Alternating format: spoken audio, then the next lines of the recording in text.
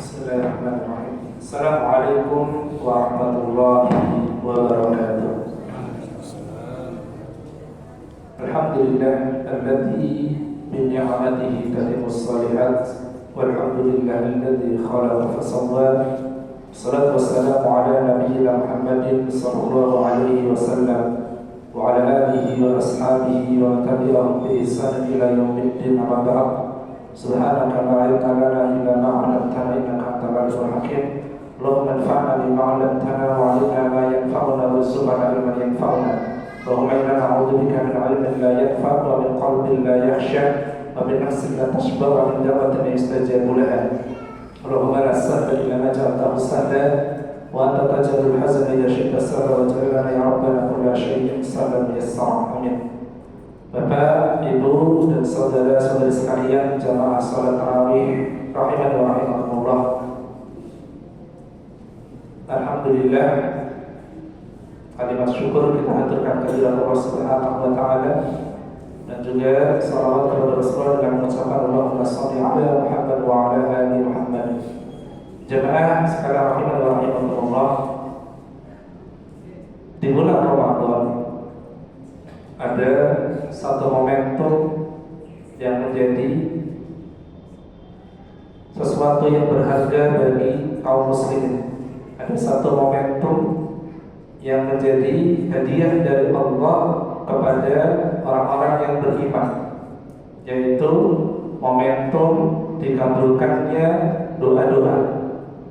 Nabi SAW bersabda, "Salasatun ma turaddu da'watuhu." Ada 3 golongan yang Allah tidak akan menolak doanya. Yang satu, al-imamu adil, imam yang adil, pemimpin yang adil. Yang kedua, as-shaimu hatta yuftira, orang yang berpuasa selama dia berpuasa sampai dia berbuka, itu doanya mustajabah. Yang ketiga, da'watul madlum, doa orang yang terdolimi. Dalam hadis yang lain, Nabi SAW bersabda, "Lis-sha'imi la da'watun ma turaddu, aw lis-sha'imi inda fitrihi la da'watun ma turaddu." Bagi orang yang berpuasa di waktu-waktu dia berbuka, menjelang berbuka sampai dia awal-awal berbuka, itu ada doa-doa yang tidak akan pernah ditolak oleh Allah Subhanahu wa taala. Dan ini sebagai jawaban dari janjinya Allah, "Ud'uni astajib lakum." Mintalah sama saya, mintalah sama aku, kata Allah, niscaya aku akan kabulkan. Bapak, Ibu, dan saudara sekalian jamaah rahimani wa rahimakumullah, kita pasti tahu tentang hal ini. Kita pasti pernah mendengar tentang doa orang yang berpuasa itu mustajabah. Tapi ada satu hal yang ingin saya sampaikan di sini, yang mungkin tidak banyak orang tahu perkara doa ini. Dalam berdoa kita itu punya adab. Dalam berdoa kita itu punya batasan-batasan. Dalam hadis, dalam ayat Al-Quran banyak dijelaskan, ketika berdoa itu tidak boleh berlebihan. Ketika berdoa tidak boleh meminta sesuatu yang kemudian tidak dia butuhkan karena terlalu berlebihannya permintaan tersebut. Banyak dijelaskan seperti itu. Maka dalam momentum doa kita yang mustajabah ini juga penting bagi kita mengetahui bagaimana cara kita berdoa yang baik, agar doa kita itu ketika nantinya dikabulkan oleh Allah menjadi pengabulan doa yang membahagiakan. Ada satu cerita kejadian nyata, ini sangat-sangat penting kita ambil ibrahnya. Jadi Bapak Ibu jamaah sekalian, ini kisah terjadi di negara Arab. Diceritakan oleh seorang syekh, seorang ulama di sana. Beliau menceritakan ada seorang perempuan, seorang wanita, seorang ibu, itu yang setiap harinya berdoa meminta kepada Allah dengan permintaan seperti ini, "Ya Allah, berikan kepada saya uang 13 miliar tanpa lelah, tanpa susah payah." Saya ulangi, doanya setiap hari wanita itu, "Ya Allah, berikan kepada saya uang 13 miliar." Tapi ini bukan bahasa Indonesia ya, tapi uang atau uang sana. Tapi ketika dirupiahkan itu sejumlah 13 miliar tanpa usaha yang keras, tanpa lelah, tanpa susah payah. Apa yang terjadi? Setelah terlewat beberapa waktu dari dia yang senantiasa berdoa semacam itu, Allah kabulkan Bapak Ibu. Allah benar-benar kabulkan. Dia dapat uang 13 miliar cash tanpa susah payah, tanpa lelah letih, tanpa usaha yang berarti. Uang tersebut didapatkan dari ganti rugi anaknya yang meninggal dalam satu musibah. Doanya terkabul, permintaannya dijawab oleh Allah persis 13 miliar.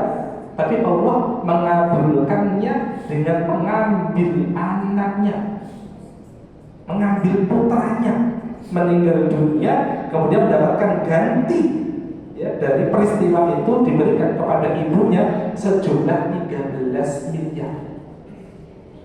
Subhanallah. Nah, maka dalam berdoa itu kita hendaknya ingat nasihat dari Imam Ahmad rahimahullah. Beliau itu menceritakan, saya dulu pernah meminta sama Allah, pernah berdoa kepada Allah untuk bisa menghafalkan Al-Quran. Tetapi saya tidak menyampaikan menghafal tersebut dalam kondisi afiah, dalam kondisi saya baik-baik saja, tidak dalam kondisi mendapatkan musibah.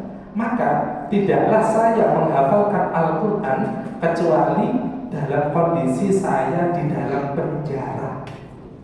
Maka kata Imam Ahmad, wahai kaum muslimin, kalau kalian meminta sama Allah, tambahi doa kalian dengan kalimat bil afiyah, dengan keselamatan ya Allah, dengan kebaikan ya Allah, tanpa dengan hadirnya musibah ya Allah. Terkabulnya doa tersebut. Karena kata Imam Ahmad, saya pun mendapati ada seorang laki-laki, dia memohon sama Allah, ya Allah, saya ini sibuk sekali sampai saya tidak sempat dan tidak mampu menghafalkan Al-Quran. Maka ya Allah, berikan saya waktu yang luang, waktu yang longgar agar saya bisa menghafalkan Al-Quran. Apa yang terjadi? Laki-laki ini di penjara, di dalam penjara, waktunya luang, dan disitulah dia menghafalkan Al-Quran. Sekali lagi Imam Ahmad dia mengatakan, kalau kalian meminta apapun sama Allah, meminta harta, meminta anak soleh-solehah, meminta apapun tentang kehidupan dunia ini, maka selipkan dalam doa itu dengan kalimat afiyah, dengan keselamatan, dengan keberkahan, dengan kebaikan. Nah, Bapak Ibu jemaah rahimahullah, kita yang di bulan Ramadan ini dapat spesialisasi dengan doa-doa kita yang gampang dikabulkan oleh Allah, maka jangan lupa menyelipkan setiap doa, setiap permintaan kita itu dengan kalimat apa tadi Bapak Ibu? Bil afiyah. Apa arti dari afiyah tadi? Keselamatan. Termasuk mungkin ketika kita berdoa minta sama Allah agar diberikan pemimpin yang baik. Ya Allah, kami minta pemimpin yang muda ya Allah. Kalau nggak dibarengi dengan afiyah, ya mudah saja, tapi tidak ada barengan dengan kompetensi yang lainnya. Padahal Nabi Sallallahu Alaihi Wasallam mengajarkan satu doa untuk memilih pemimpin itu apa? Allahumma ya Allah, inni a'udzubika min imarati sibyani was-sufaha. Ya Allah, kami berlindung kepadamu dari Engkau rizkikan kepada kami pemimpin yang kekanak-kanakan dan pemimpin yang bodoh. Kalau kita memilih pemimpin, memohon sama Allah, kalau ingin pemimpin yang muda, jangan sekedar minta muda saja. Ya Allah, saya minta pemimpin yang muda, yang ganteng, yang solih, yang pintar, yang berpendidikan tinggi, yang cerdas, yang berwibawa, seperti itu. Bil afiyah, dengan keselamatan. Agar apa? Nanti apapun yang dihadirkan oleh Allah, ketika doa kita terkabul, itu dihadirkannya juga dengan kebaikan dan membawa senyuman yang sempurna untuk kita semua. Demikian yang dapat saya sampaikan. Semoga yang sedikit ini bisa bermanfaat untuk kita semua dan bisa menyempurnakan munajat-munajat kita di sisa Ramadan yang akan kita lewati ke depannya. Barakallahu fikum, nasrul lana wa ifakum karim, fastabiqul khairat.